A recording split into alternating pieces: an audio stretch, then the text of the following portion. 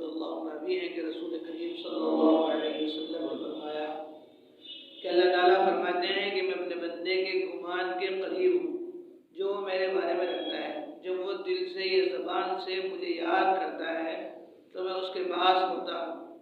بس وہ اگر اپنی ذات میں یعنی خفیہ طور پر اپنے دل میں مجھے یاد کرتا ہے تو میں بھی اسے اپنی ذات میں یاد کرتا ہوں.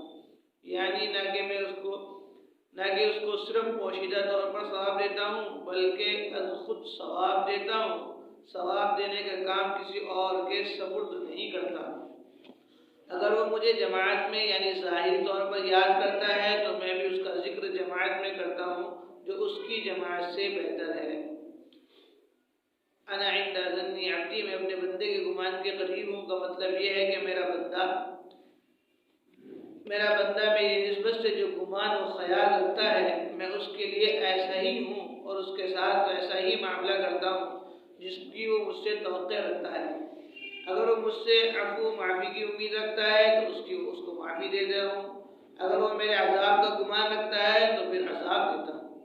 اس ارشاد کے ذریعے گویا ترغیب دلائی جا رہی ہے کہ اللہ تعالیٰ کی رحمت اور اس کے فضل و کرم کی امید اس کے عذاب کے خوف پر غالب ہونی چاہیے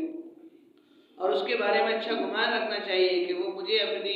بیاں بخشش اور لامحدود رحمت سے نوازے گا. ایک روایت میں مذکور ہے کہ اللہ تعالیٰ ایک شخص کو دوزخ میں لے جانے کا حکم کریں گے. جب اسے کنارے دوزخ پر کھڑا کیا جائے گا تو وہ عرض کرے گا اے میرے رب تیرے بارے میں میرا گمان اچھا تھا. اللہ تعالیٰ فرمائیں گے اس کو واپس لے آؤ. میں اپنے بندے کے گمان کے قریب ہوں جو میرے بارے میں رکھتا تھا. امید کا مطلب اور اس کی حقیقت یہ ہے کہ عمل کیا جائے اور پھر بخشش کا امیدوار رہے. بغیر عمل صرف امید ہی پر تکیہ کر لینا ٹھنڈے لوہے کو کوٹنا ہے. یعنی ایسی امید ہے کہ کوئی فائدہ نہیں. جب وہ مجھے یاد کرتا ہے تو میں اس کے پاس ہوتا ہوں کا مطلب یہ ہے کہ جو شخص میری یاد میں مشغول رہتا ہے تو میں اسے مزید نیکیوں اور بھلائیوں کی توفیق دیتا ہوں اور اس پر رحمت نازل کرتا ہوں اور اس کی مدد و حفاظت کرتا ہوں. خدا کی طرف بندے کی تھوڑی سی توجہ بندے کی طرف خدا کی زیادہ توجہ کی باعث. حضرت ابو ہریرہ رضی اللہ عنہ راوی ہیں کہ رسول اللہ صلی اللہ علیہ وسلم نے فرمایا اللہ تعالیٰ فرماتا ہے کہ جو شخص ایک نیکی کرتا ہے اس کو اس جیسی 10 نیکیوں کے برابر ثواب ملتا ہے اور اس سے زیادہ بھی دیتا ہوں. یعنی جس کو چاہتا ہوں اس کو اس سے صدق اور اخلاص کے مطابق 700 گنا تک بلکہ اس سے بھی زیادہ ثواب دیتا ہوں. جو شخص کوئی برائی کرتا ہے تو اس کو اسی برائی کے برابر سزا ملتی ہے یا میں اسے معاف کر دیتا ہوں. جو شخص اطاعت و فرمانبرداری کے ذریعے ایک بارش یعنی بقدر قلیل میری طرف آتا ہے تو میں ایک گز اس کی طرف آتا ہوں. یعنی میں اس کی توجہ التفات سے کہیں زیادہ اس پر اپنی رحمت کے دروازے کھولتا ہوں. جو شخص میری طرف ایک گز آتا ہے میں اس کی جانب 2 ہاتھوں کے پھیلانے کے برابر بڑھتا ہوں. جو شخص میری طرف اپنے چال سے آتا ہے میں اس کی طرف دوڑ کر آتا ہوں. اور جو شخص زمین کے برابر بھی گناہ لے کر مجھ سے ملے گا بشرطے کہ اس نے میرے ساتھ شریک نہ کیا ہو یعنی شرک میں مبتلا نہ ہوا ہو تو اگر میں چاہوں گا تو اس کو زمین کے برابر ہی اس کی مغفرت اسے عطا کروں گا.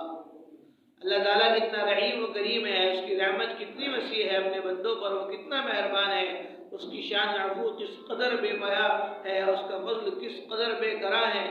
اس کا ایک ہلکا سا اندازہ اس حدیث سے ہو جاتا ہے. حدیث کا حاصل یہ ہے کہ اگر بندہ خدا کی طرف تھوڑی سی بھی توجہ اور رجوع کرتا ہے تو اس کی طرف بارگاہ الہی سے اس کی توجہ سے کہیں زیادہ توجہ التفات اور رحمت اس کی طرف معطوف ہوتی ہے. تقرب الہی کا ثمرہ. حضرت ابو ہریرہ رضی اللہ عنہ راوی ہیں کہ رسول کریم صلی اللہ علیہ وسلم نے ارشاد فرمایا کہ اللہ تعالیٰ فرماتا ہے کہ جو شخص میرے ولی کو ایذا پہنچائے تو میں اس کے ساتھ اپنی لڑائی کا اعلان کرتا ہوں اور میرا کوئی بندہ مومن میرا تقرب اعمال میں سے کسی چیز کے ذریعے حاصل نہیں کرتا جو میرے نزدیک ان چیزوں سے زیادہ محبوب ہو جو میں نے اس پر فرض کی ہیں. اور میرا وہ بندہ جسے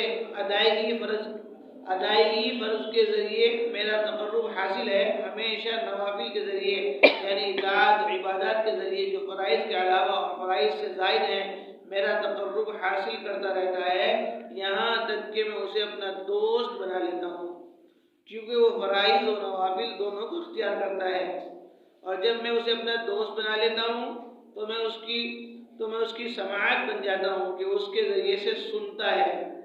میں اس کا کان بن جاتا ہوں، اس کے ذریعے سے وہ سنتا ہے، میں اس کی آنکھ بن جاتا ہوں، اس کے ذریعے دیکھتا ہے، میں اس کا ہاتھ بن جاتا ہوں کہ اس کے ذریعے پکڑتا ہے، میں اس کا پاؤں بن جاتا ہوں کہ اس کے ذریعے چلتا ہے، اگر وہ مجھ سے مانگتا ہے تو میں اسے دے دیتا ہوں، اور وہ برائی اور مکروہات سے میری پناہ چاہتا ہے تو میں اسے پناہ دے دیتا ہوں، اور جس کام کو میں کرنے والا ہوں اس میں اس کی اس طرح تردد نہیں کرتا جس طرح کہ میں بندہ مومن کی جان قبض کرنے میں تردد کرتا ہوں، کیونکہ وہ موت کو پسند نہیں کرتا، حالانکہ اس کی ناپسندگی کو میں ناپسند کرتا ہوں اور موت سے کسی حال میں بھی مفر نہیں۔ وقد اذنته بالحرب کا ایک مطلب تو وہی ہے جو ترجمے سے ظاہر ہے، یعنی جو شخص میرے ولی کو تکلیف پہنچائے اس کو اس انتہائی قابل ترین حرکت، اس کی بری حرکت کی وجہ سے اس کے ساتھ میں اپنی لڑائی کا اعلان کرتا ہوں۔ یہ مطلب یہ ہے کہ میں اپنے ساتھ اس کی لڑائی کا اعلان کرتا ہوں، بس وہ شخص میرے ولی کو ایذا پہنچا جس نے پہنچائی اگر ہاتھ سے لڑنے والا ہے تو ائمہ کہتے ہیں کہ ایسا کوئی گناہ نہیں ہے کہ جس کے مرتکب کے بارے میں اللہ تعالیٰ نے یہ فرمایا ہو کہ اس سے اعلان جنگ کرتا ہوں، علاوہ اس گناہ کے، یعنی خدا کے کسی محبوب بندے اور ولی کو کوئی تکلیف پہنچائے اور سود کھانے والوں کے بارے میں اللہ تعالیٰ کا ارشاد ہے فَأَذَنُوا بِحَرْبٍ مِّنَ اللَّهِ وَرَسُولِهِ، بس اگر تم اس سے سود سے باز نہ آئے تو اللہ اس کے رسول کی طرف سے اعلان جنگ ہے، سن لو۔ لہذا معلوم یہ ہوا دونوں گناہ نہایت قابل ترین اور بدترین ہیں، اور دونوں میں دنیا اور آخرت دونوں کی مکمل تباہی کا خطرہ ہے، اور وجہ اس کی ہے کہ بندے سے اللہ کی لڑائی اس کے خاتمے بدبر دلالت کرتی ہے، کیونکہ جس سے اللہ تعالیٰ لڑا وہ کبھی بھی فلاح و نجات نہیں پا سکتا۔ جو میں نے اس پر فرض کیے ہیں کا مطلب یہ ہے کہ جو کچھ بھی چیزیں میں نے اس پر واجب کی ہیں، یعنی اوامر، یعنی جن چیزوں کے کرنے کا حکم دیا گیا ان کی فرما برداری، اور مناہی یعنی جن چیزوں کے بچنے کا میں نے اسے حکم دیا ان سے اجتناب، ان چیزوں کو اختیار کر کے جو بندہ اللہ تعالیٰ کا تقرب حاصل کرتا ہے وہ سب سے زیادہ محبوب ہے، ان چیزوں کے برابر اور کوئی چیز ایسی نہیں کہ جس کو اختیار کر کے بندہ اس درجے کا تقرب حاصل کر سکے۔ میں اس کی سماعت بن جاتا ہوں، یعنی میں اس کا کان بن جاتا ہوں۔ اس بارے میں علامہ خطابی رحمۃ اللہ علیہ کہتے ہیں اس کا مطلب یہ ہے کہ میں اس بندے پر ان افعال و اعمال کو آسان کر دیتا ہوں جن کا تعلق ان اعضاء سے ہے، اور اس کو ان اعمال و افعال کے کرنے کی توفیق دیتا ہوں، یہاں تک کہ گویا وہ اعضاء ہی اعضاء بن جاتا ہوں۔ بعض علماء نے اس کا مطلب یہ بیان کیا ہے کہ اللہ تعالیٰ اس بندے کے حواس اور اس کے اعضاء کو اپنی رضا و خوشنودی کا وسیلہ بنا دیتا ہے، چنانچہ وہ بندہ اپنے کان سے صرف وہی بات سنتا ہے جو اللہ تعالیٰ کے یہاں پسندیدہ ہے، یا اسی طرح وہ اپنی آنکھ سے صرف انہی چیزوں کو دیکھتا ہے جن کو اللہ تعالیٰ پسند کرتا ہے۔ بعض حضرات نے اس کا مطلب یہ لکھتے ہیں کہ اللہ رب العزت اس بندے پر اپنی محبت غالب کر دیتا ہے، جس کا نتیجہ یہ ہوتا ہے کہ وہ اسی چیز کو دیکھتا ہے جس کو اللہ پسند کرتا ہے، اور اسی چیز کو سنتا ہے جس کو اللہ پسند کرتا ہے، اور اس معاملے میں اللہ تعالیٰ اس کا مددگار کارساز ہوتا ہے، اور اس کے کان، اس کی آنکھ، اس کے ہاتھ، اس کے پاؤں کو ان چیزوں سے بچاتا ہے جنہیں وہ پسند نہیں کرتا۔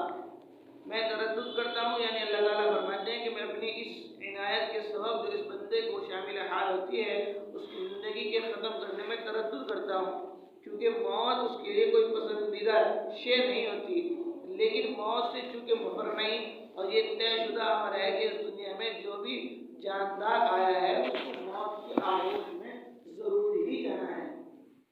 اس لیے اس کو موت دیتا ہوں، پھر یہ کہ اس کی موت بھی اس کے لیے بھلائی کا سبب ہوتی ہے، کیونکہ وہ موت کے بعد ہی عظیم الشان سعادتوں اور درجات عالیہ کو پہنچتا ہے، مثلا حضور باری تعالیٰ اور جنت وغیرہ کی لامحال نعمتیں موت کے بعد ہی حاصل ہوتی ہیں۔ اسی موقع پر یہ بات جان لیجیے کہ تردد کے معنی ہے ایسی دو چیزوں کے درمیان تحیر اور پس و پیش کرنا جن کے بارے میں یہ یقینی علم نہ ہو کہ ان دونوں